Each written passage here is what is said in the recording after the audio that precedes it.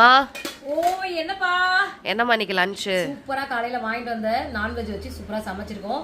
நம்ம சளிக்கு நல்லா சூப்பரா காரசாரமா ஒரு நண்டு மசால் பண்ணியிருக்கேன். சரி வாங்க உங்க வீட்டுல எல்லாம் என்ன நீங்க லஞ்ச் மெனு பண்ணீங்கன்னு கமெண்ட்ல சொல்லுங்க. ஒரு லாங் வீடியோ உள்ள போட்டிருக்கேன். பிளிப்கார்ட்ல வாங்கின ப்ராடக்ட்டுக்கு எல்லாம் கீழே லிங்க் கொடுக்குறேன். தேவைப்படுறவங்க டைம் இருந்தால் செக் அவுட் பண்ணி பாருங்க.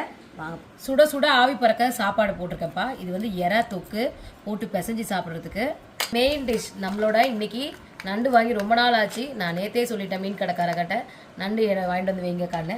அந்த அக்கா எனக்காக நண்டு வாங்கிட்டு வந்து வச்சுருக்காங்க. ஃபர்ஸ்ட்டு வந்து பார்த்தீங்கன்னா ஒரு நண்டு ஒரே ஒரு கால் வாங்கி வச்சு போட்டுக்கலாம். அதை மட்டும் சாப்பிட்டு பார்க்கலாம். நண்டு சாப்பிட்டு ரொம்ப நாள் ஆச்சு.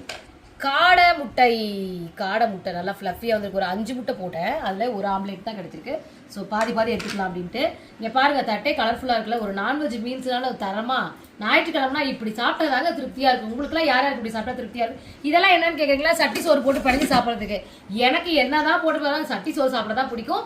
உங்களுக்கு யார் பிடிக்கும்னு கமெண்ட்டில் சொல்லுங்கள். வாங்க சாப்பிட்லாம்.